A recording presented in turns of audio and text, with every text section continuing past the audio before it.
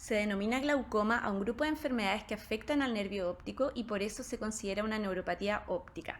Estas enfermedades se caracterizan por una degeneración progresiva de las células ganglionares retinales y sus axones, que son los que forman el nervio óptico. La importancia de esta enfermedad es que es la primera causa de ceguera irreversible a nivel mundial. La prevalencia del glaucoma en Estados Unidos es de un 2% entre los mayores de 40 años. Sin embargo, el mayor problema de esta enfermedad es que se estima que solo un 10 a un 50% de las personas afectadas sabe que tiene glaucoma.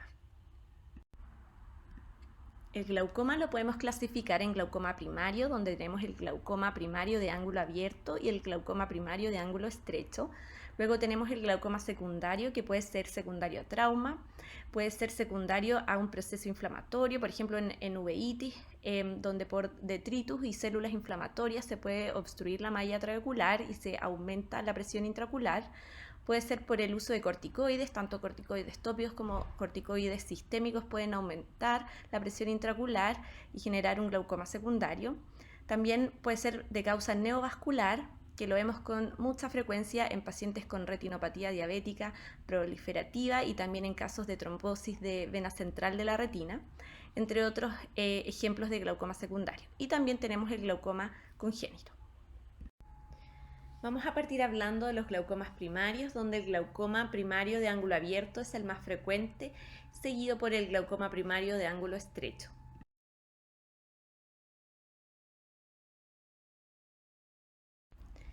La fisiopatología del glaucoma primario de ángulo abierto no está completamente entendida, pero se sabe que la presión intraocular juega un rol fundamental, como también lo hace la genética, ya que se han identificado genes específicos asociados al glaucoma. Para entender el mecanismo por el cual se daña el nervio óptico, tenemos que conocer la vía de drenaje que sigue el humor acuoso normalmente. El humor acuoso se produce en la cámara posterior, en el cuerpo ciliar, y pasa hacia la cámara anterior a través de la pupila.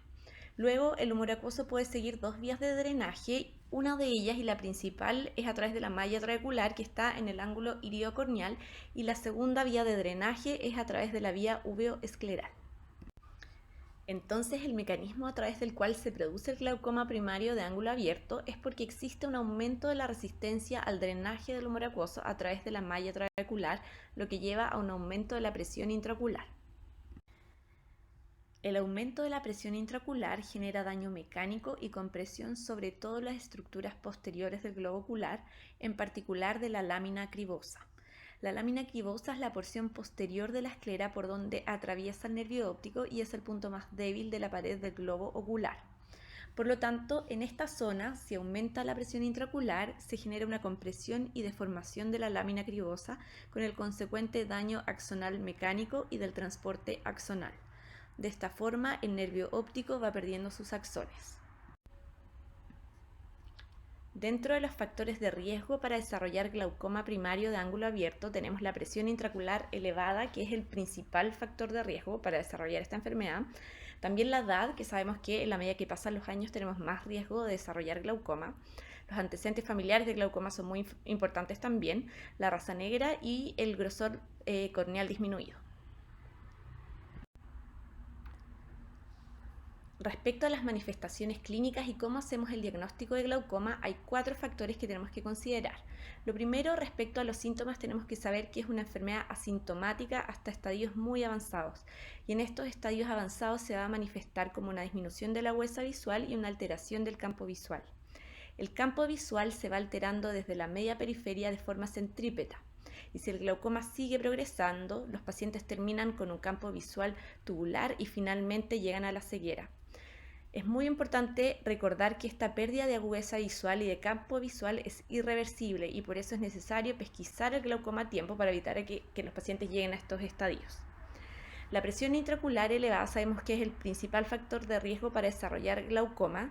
Sin embargo, es muy importante recordar que puede ser normal entre un 25 al 50% de los pacientes. Por lo tanto, si hay un paciente que tiene la presión intraocular normal, no descarta que este paciente pueda tener glaucoma. En tercer lugar, tenemos el fondo de ojo, donde veremos alteraciones características en la papila y de la capa de fibras nerviosas de la retina.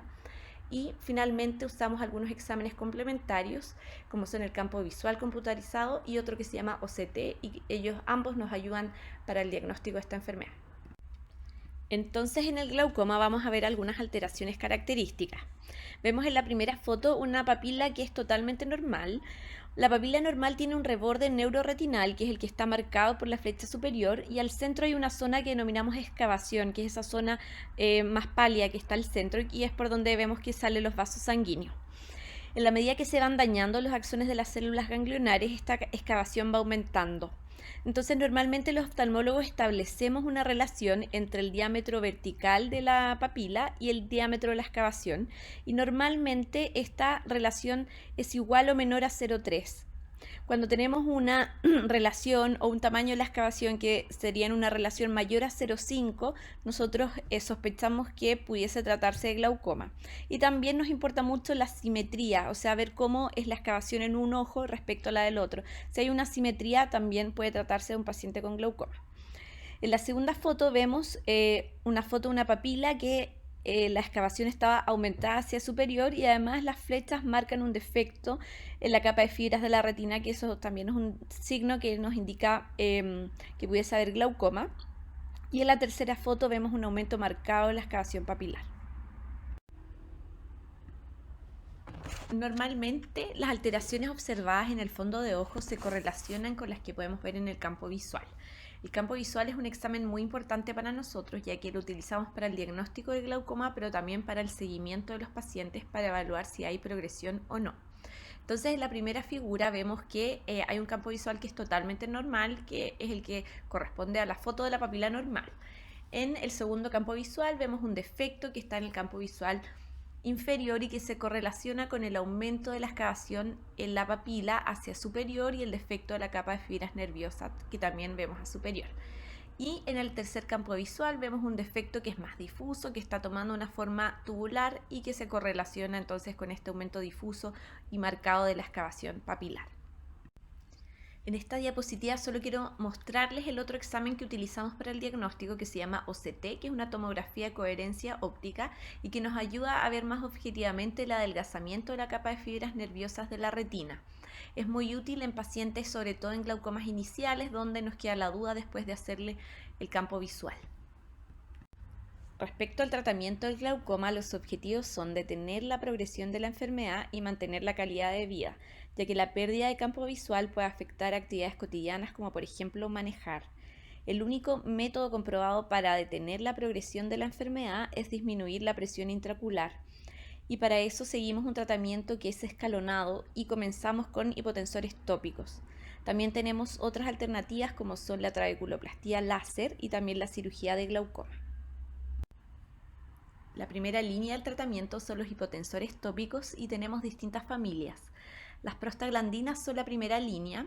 Estas tienen como efecto aumentar el flujo del humor acuoso a través de la vía uveoscleral.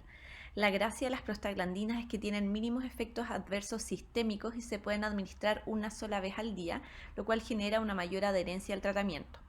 Algunos de los efectos adversos locales son la hiperemia conjuntival, el crecimiento de las pestañas, el cambio del color del iris, entre otros, y es algo que hay que informar a los pacientes. Como segunda línea tenemos otras familias de medicamentos como son el beta-bloqueo, los inhibidores de la anhidrasa carbónica y los alfa-adrenérgicos que van a disminuir la producción del humor acuoso. Dentro de las alternativas del tratamiento de glaucoma tenemos la trabeculoplastía láser, que es una muy buena alternativa y que incluso puede ser la primera línea en pacientes seleccionados, por ejemplo aquellos que no se ponen las gotitas en forma adecuada, etc. Lo que hace la trabeculoplastía láser es aumentar el flujo del humor acuoso a través de la malla trabecular y así disminuye la presión intraocular. Finalmente tenemos las cirugías de glaucoma, que crean una comunicación entre el humor acuoso de la cámara anterior y el espacio subconjuntival. Estas cirugías no están exentas de complicaciones y por eso se usan después que el tratamiento médico o el láser hayan fallado. Entonces, ¿quiénes deberían recibir un screening de glaucoma? Son todos los pacientes que tengan una presión intraocular sobre 21, los pacientes con antecedentes familiares, aquellos que tengan una excavación papilar mayor o igual a 0,5, los pacientes que tengan asimetría de la excavación papilar entre un ojo y el otro, y además abajo puse una nota porque la Academia Americana de Oftalmología recomienda que todos los pacientes sobre 40 años deberían recibir un screening cada 2 a 4 años para ver que no desarrollen glaucoma.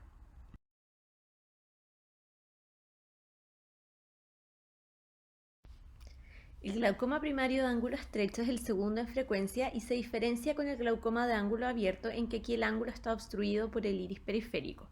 Es una enfermedad predominantemente asintomática, sin embargo, un tercio de los casos se puede manifestar como un cierre angular agudo, o más conocido como glaucoma agudo. A pesar de ser el segundo en frecuencia, es muy importante su pesquisa ya que se asocia a una progresión más rápida y mayor morbilidad visual que el glaucoma primario de ángulo abierto. El mecanismo más frecuente por el cual ocurre esta enfermedad es por un bloqueo pupilar. Por lo tanto, existe una resistencia al paso de humor acuoso desde la cámara posterior, donde se forma el humor acuoso en los cuerpos ciliares, hacia la cámara anterior. Recordemos nuevamente que el drenaje normal del humor acuoso comienza en la cámara posterior, pasa por la pupila hacia la cámara anterior y va a drenar en el ángulo. Sin embargo, como hay una resistencia al paso humor acuoso por la pupila, el humor acuoso se acumula en la cámara posterior y va a empujar el iris hacia adelante, y el iris va a obstruir el ángulo por donde drena el humor acuoso. Cuando hay un cierre total del paso humor acuoso por la pupila, se produce lo que llamamos cierre angular agudo o glaucoma agudo, donde, como no tiene por dónde pasar el humor acuoso, la presión intraocular se dispara.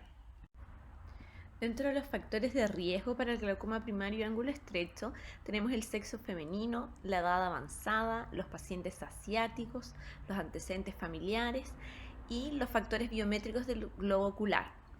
Los ojos que son un poco más pequeños, con un largo axial más corto, por ejemplo los pacientes que tienen una hipermetropía axial, quiere decir entonces que su diámetro antero-posterior es más pequeño, tienen todas las estructuras un poco más cercanas unas de otras, el iris, el cristalino, etc., y por lo tanto tienen más riesgo a desarrollar esta enfermedad. También los pacientes que tienen la cámara anterior estrecha y pacientes que tienen cristalino más grueso o más anteriorizado, porque obviamente tienen más riesgo de hacer un bloqueo pupilar. Para hacer el diagnóstico de un glaucoma primario de ángulo estrecho vamos a considerar los mismos factores que consideramos para el diagnóstico del glaucoma de ángulo abierto. Por lo tanto, la presión intraocular, el fondo de ojo y los exámenes complementarios. Pero dentro del examen clínico es muy importante para distinguir entre un ángulo estrecho de un ángulo abierto es la gonioscopía. Para esto utilizamos un lente que se llama gonioscopio y que es un lente que se pone en la superficie de la córnea y que tiene espejos que nos van a permitir ver los detalles del ángulo iridocorneal. En esta diapositiva vemos a la izquierda imágenes de una gonioscopía. Entonces vemos en la primera foto una imagen de una gonioscopía que es normal, donde el ángulo está abierto y se logran ver las estructuras del ángulo iridocorneal. Sin embargo, en la foto de abajo, con la letra B, muestra una foto de un ángulo que está cerrado y no permite ver las estructuras. Algo similar podemos ver en las fotos de la derecha, que son imágenes tomadas del segmento anterior del globo ocular y donde podemos ver más fácilmente, donde está apuntando las flechas azules, un ángulo abierto en el caso de la foto de arriba a la derecha y un ángulo cerrado en la foto de abajo a la derecha. Respecto al tratamiento del glaucoma de ángulo estrecho, es un tratamiento que también es escalonado, sin embargo, como el mecanismo fisiopatológico es distinto al glaucoma primario de ángulo abierto, acá el tratamiento de primera línea es la iridotomía láser. Como había mencionado previamente, el mecanismo principal del glaucoma de ángulo estrecho es el bloqueo pupilar, que no permite el flujo adecuado del humor acuoso. La iridotomía quiere decir que realizamos con un láser una perforación del iris en la periferia. Por lo tanto, a través de este agujero que creamos, permitimos que fluya el humor acuoso desde la cámara posterior a la cámara anterior. La iridotomía se observa como un agujero pequeño en la periferia del iris en la fotografía de la derecha, marcado con la flecha roja. Entonces lo primero que hacemos es una iridotomía láser. Sin embargo, hay pacientes que persisten con la presión intraocular alta y van a requerir hipotensores tópicos y también cirugía. Muchos pacientes tienen catarata y es necesario extraer el cristalino para poder resolver el bloqueo pupilar, ya que el cristalino engrosado por la catarata obstruye el paso del humor acuoso por la pupila. Otros pacientes pueden requerir cirugías de glaucoma como las que nombramos previamente.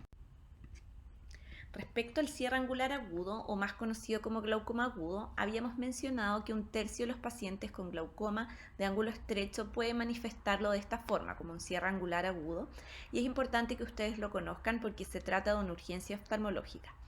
Este cuadro se caracteriza por un dolor ocular muy intenso y los pacientes incluso pueden tener náuseas y vómitos, tienen el ojo rojo y la presión intraocular muy elevada, y por eso es importante que ustedes aprendan a tomar la presión intraocular de forma digital. Tienen edema corneal porque la córnea se descompensa por esta presión intraocular muy elevada, van a tener la pupila en semimidriasis refléctica y la cámara anterior estrecha. Respecto al manejo del cierre angular agudo, es muy importante disminuir la presión intraocular lo antes posible, y para eso el médico general puede utilizar hipotensores tópicos y también sistémicos como el manitol endovenoso o la cetazolamida vía oral. Y luego de eso tiene que derivar de forma urgente al oftalmólogo, quien le va a realizar una iridotomía bilateral. Este procedimiento es bilateral, ya que el otro ojo, aunque no tenga un glaucoma agudo, tiene un riesgo inminente de hacer este cierre angular agudo en algún momento.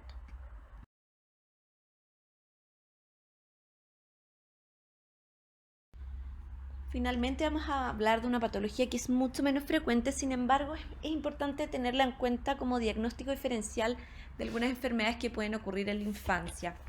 Llamamos glaucoma congénito el que se manifiesta desde el nacimiento o antes de los 3 años de vida, y su incidencia es de 1 en 15.000 niños. Tiene una herencia que es autosómica recesiva, y lo que ocurre en esta enfermedad es que hay una anomalía congénita del desarrollo del trabéculo. El glaucoma congénito puede ser unibilateral y, a diferencia del glaucoma en los adultos, es una enfermedad sintomática. En estos niños se produce epífora y fotofobia, y es típico que los padres relatan que los niños no toleran bien salir a la luz y se tapan los ojos. Tienen la presión intraocular elevada y también va a haber un aumento del diámetro corneal, o también llamado buftalmo. Se produce una opacidad corneal que es secundario, que la córnea se descompensa y se edematiza por el aumento de la presión intraocular, y también vamos a tener un aumento de la excavación papilar. Ante la sospecha de glaucoma congénito, el paciente debe ser derivado de urgencia, ya que el pronóstico depende de la precocidad del diagnóstico, y el tratamiento que hará el oftalmólogo es quirúrgico. Las técnicas quirúrgicas que se usan son distintas a las que utilizamos en los adultos, siendo las principales la trabeculotomía y la goniotomía. En ellas se abre el trabéculo para permitir el paso de humor acuoso de la cámara anterior al conducto de Schlemm.